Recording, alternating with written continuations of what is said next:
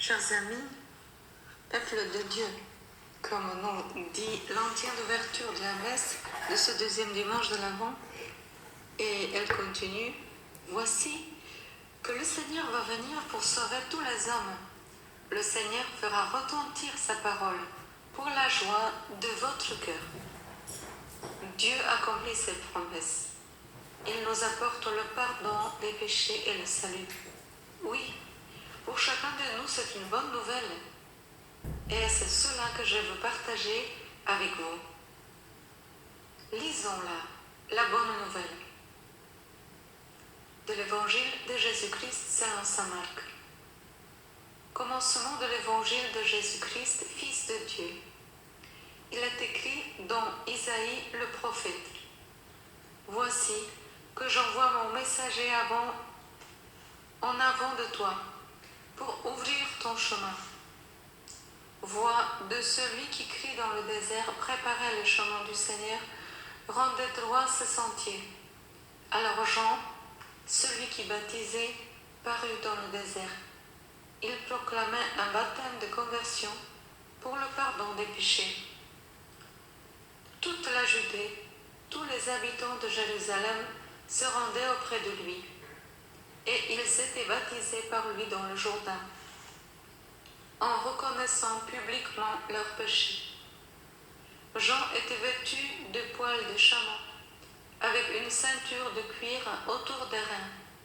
Il se nourrissait de sauterelles et de miel sauvage. Il proclamait, « Voici venir derrière moi celui qui est plus fort que moi. Je ne suis pas digne de m'abaisser pour défaire la courroie de ses sandales. Moi, je vous ai baptisé avec de l'eau. Lui vous baptisera dans l'Esprit Saint. » Dans l'Évangile, nous trouvons Jean-Baptiste qui s'adresse aux foules dans le désert. Il leur annonce que le règne de Dieu est tout proche. L'urgence, c'est de préparer la venue du Seigneur et de préparer sa route. Ce deuxième dimanche de l'Avent que nous vivons et que nous participons pour les méditations de ce calendrier, nous dit très explicitement, préparez le chemin du Seigneur, rendez droit ses sentiers. Jean-Baptiste invite à préparer le chemin du Seigneur. Quel est ce chemin? Avant de commencer sa vie publique et sa prédication, Jésus, qu'annonce Jean-Baptiste, est passé par le désert. Voilà son chemin. Dans le désert, il a trouvé une profonde intimité avec son Père, mais aussi rencontré les tentations, devenant ainsi solidaire de tous les hommes. Il en est sorti vainqueur. C'est le même chemin qu'il parcourt dans sa mort et sa résurrection. Étant allé jusqu'au bout, Jésus devient lui-même la voie pour qui nous sommes en chemin, pour nous qui sommes en chemin.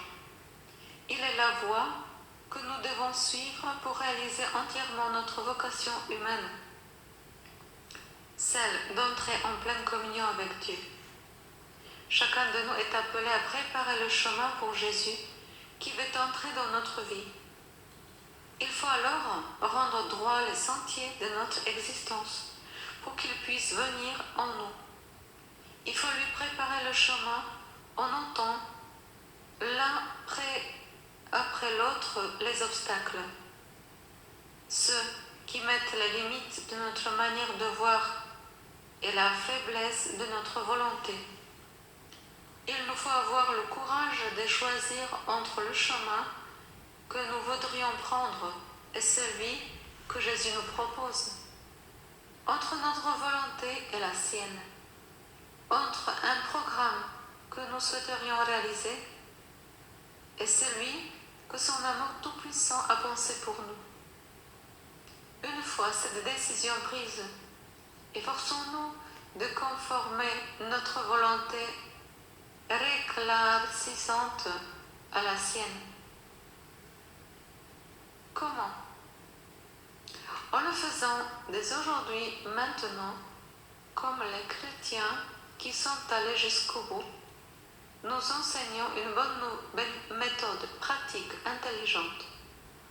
Dans l'instant, enlever une pierre après l'autre, afin que ce soit plus notre volonté qui vivons nous, mais la sienne. Ainsi, nous aurons vécu la parole, préparé le chemin, rendez droit ce sentier. L'avant nous rappelle que Jésus vient aujourd'hui.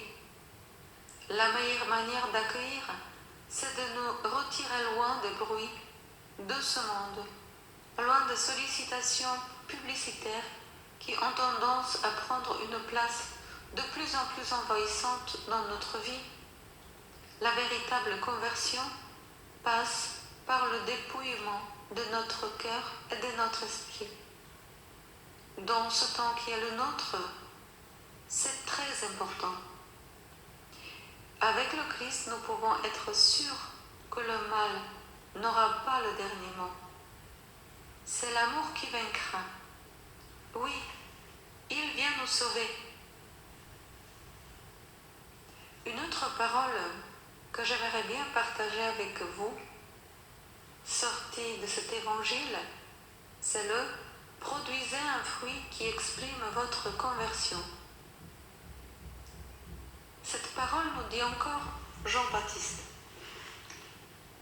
Avant d'expliquer cette phrase, je voudrais vous donner 3 clés de lecture. Dans un cahier évangile numéro 46, un commentaire biblique, nous pouvons voir la façon dont les auteurs bibliques utilisent les notions de cœur, langue et main. Dans le texte, le cœur, dans la Bible, c'est non seulement l'organe vital, centre de la vie physique, mais aussi le siège de l'intelligence, au sens de compréhension et de la volonté. Le cœur forme des projets et décide de leur réalisation. Ainsi, il joue également un rôle dans les choix moraux et spirituels. Il est encore porteur de la vie émotive, joie, peine, force, faiblesse, etc. La langue, par contre, elle, c'est l'outil par excellence de la parole. Parole pure ou impure, sincère ou hypocrite, douce ou tranchante, en accord ou en contradiction avec le cœur.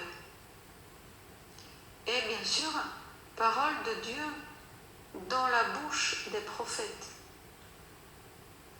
La main, enfin, c'est l'action. Elles agissent en signe extérieur et visible du cœur et de la parole. Et selon la situation, elles agissent en accord avec eux, mais parfois en contradiction.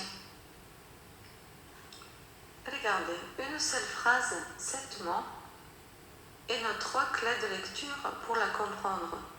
Produisez la main, un fruit qui exprime la langue, votre conversion, le cœur. C'est bien notre être tout entier qui est invité à se convertir. Prier tous les jours et aller à la messe, c'est bien, c'est même indispensable. Mais le fruit que Dieu attend de nous, c'est aussi le respect des autres. C'est le partage avec celui qui a faim et froid. C'est aussi le courage de pardonner à celui qui nous a blessés. Préparer la venue du Seigneur dans notre vie et notre monde, cela passe par des gestes d'accueil, de partage et de réconciliation.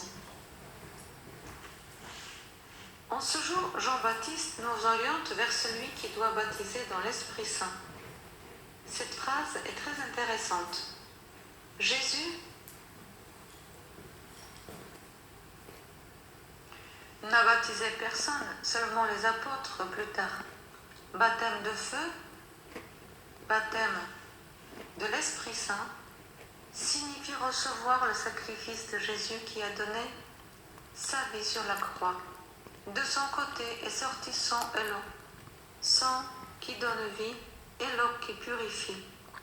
Plus précisément, le baptême dans l'Esprit Saint, c'est le don de sa vie, car l'Esprit Saint, c'est le don par excellence. Le don de quoi, à votre avis? Le don de se donner, tout simplement. Je le répète, l'Esprit Saint est le don de Dieu. Et le don de Dieu, c'est de savoir donner, comme il s'est donné. Donner quoi? Donner sa vie, se donner soi-même tout entier. Parce que notre Dieu s'est donné à nous, en Jésus-Christ, nous pouvons nous aussi, en réciprocité, nous donner à lui, dans le même mouvement, dans le même souffle, dans le même esprit. Par ce baptême, il nous donne une force extraordinaire de renouvellement et de récréation capable de saisir les plus grands pécheurs pour nous faire des saints. Ce feu dont parle l'Évangile, c'est lui aussi l'amour qui est en Dieu. Nous vous souhaitons une bonne semaine et vous disons à la semaine prochaine. Et nous prions pour vous.